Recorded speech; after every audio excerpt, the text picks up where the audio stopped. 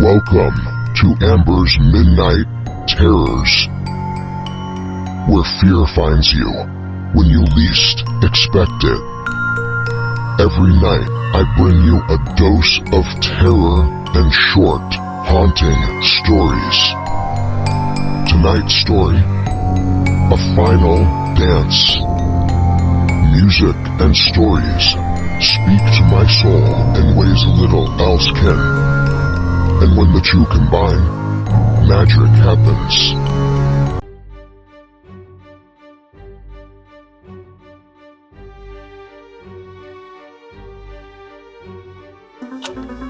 The music swirled around me, my body moving without thought. Years of honing my skills had made dance second nature. It was all I lived for now. When the music stopped, I opened my eyes and bowed. I'd finally landed my first job. A small production, but everyone has to start somewhere. Walking home to my apartment, I felt like I was floating. I loved the city, so full of life, rhythm, and energy. Every city has its own beat if you listen closely. A man was leaning against the wall outside my building. As I reached for my door, he looked up. His face seemed familiar, but I couldn't place him. With an exaggerated bow, he opened the door for me. For a moment, a grand ballroom flashed in my mind. Dark music filling the air as we spun around the room together.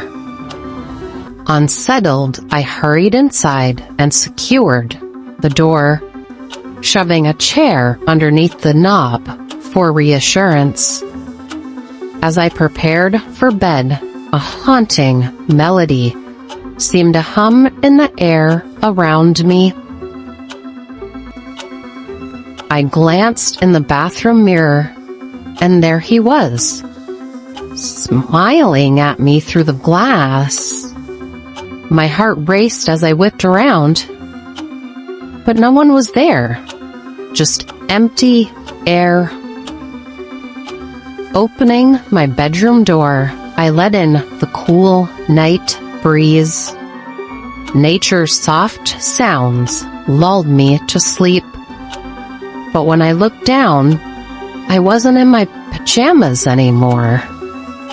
Instead, I wore a deep blue dress, its silk brushing against my legs. Flash bulbs popped in front of me, old-fashioned cameras capturing my image. It's everything you've ever dreamed of, dear. A voice whispered in my ear, and arms circled my waist. I looked up. The man from outside my apartment stood beside me. As a dark waltz began to play, he pulled me onto the dance floor, my heart pounding in my chest. "Who are you?" I asked, my voice trembling. His presence had a magnetic pull, dark and powerful. Each note of the music seemed to draw me closer. Instinctively, I knew we'd danced this dance before. When the music ended, bright flashes blinded me. He dipped me low, his hand caressing my cheek as he whispered, "You'll find out soon enough. The world will bow at your feet again soon." I woke with my legs tangled in blankets, covered in sweat, heart racing. My alarm blared, pulling me from the dream, though it felt more real than ever. At rehearsal that day, I couldn't focus. The stranger, the dance, it all felt too vivid. My movements were off, jerky, just wrong. Frustrated, I leaned against the wall, trying to clear my mind. He appeared again, standing in the doorway. The same haunting melody filled the air. There was nowhere to run. My back against the wall, trapped.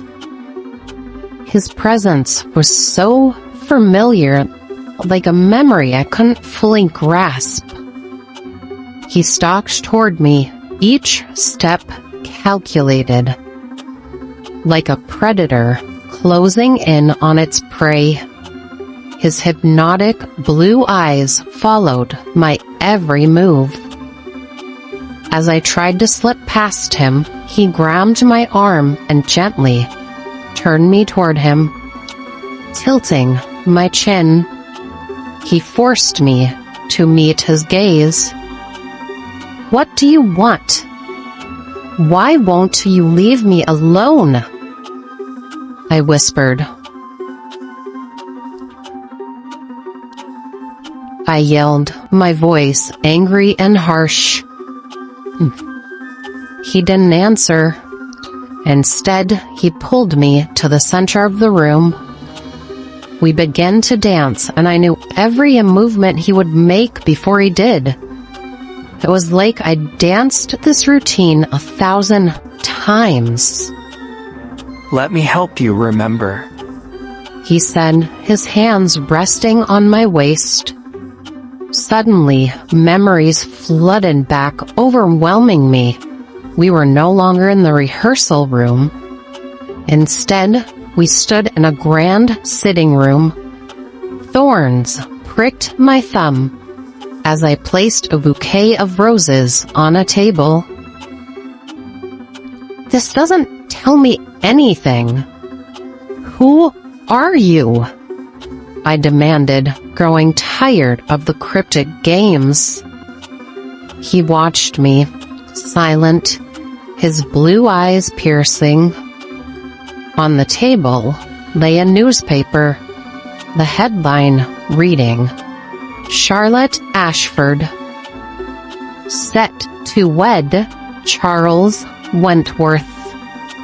Shock hit me like a tidal wave as I turned to face him.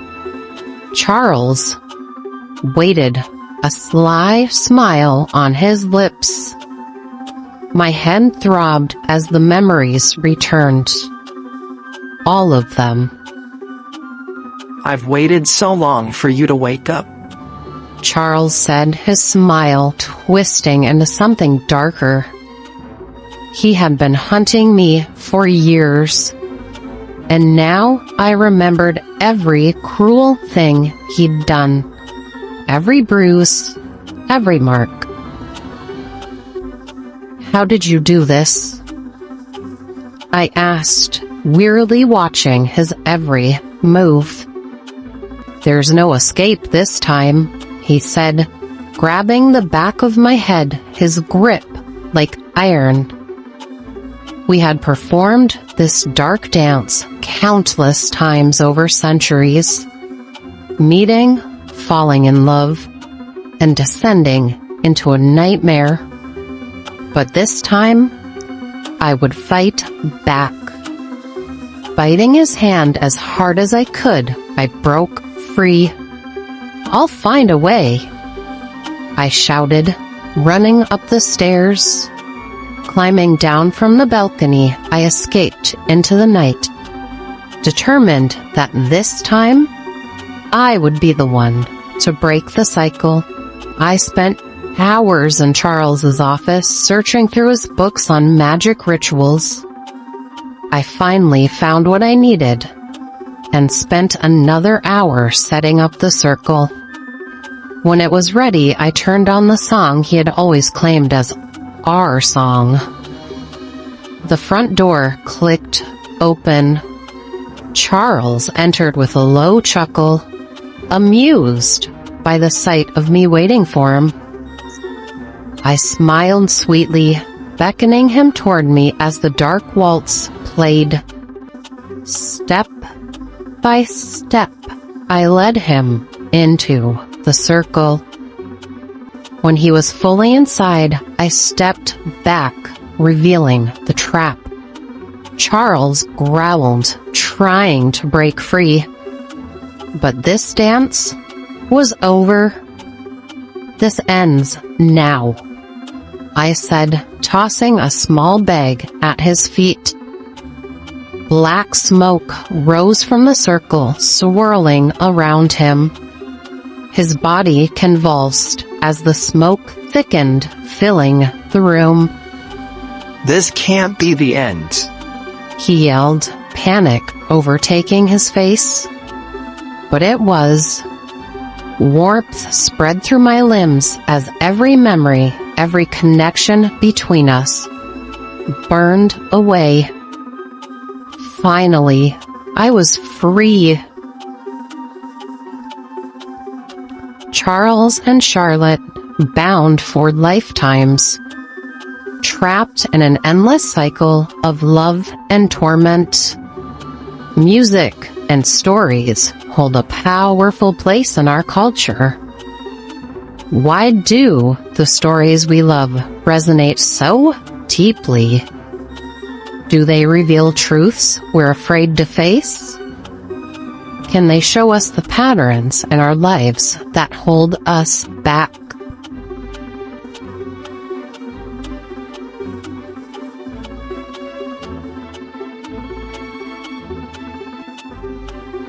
Thank you for joining me on Amber's Midnight Terrors. Are you brave enough to subscribe for your nightly dose of fear? If tonight's tale sent chills down your spine, give it a thumbs up and share your thoughts in the comments. Good night and sleep well, if you can.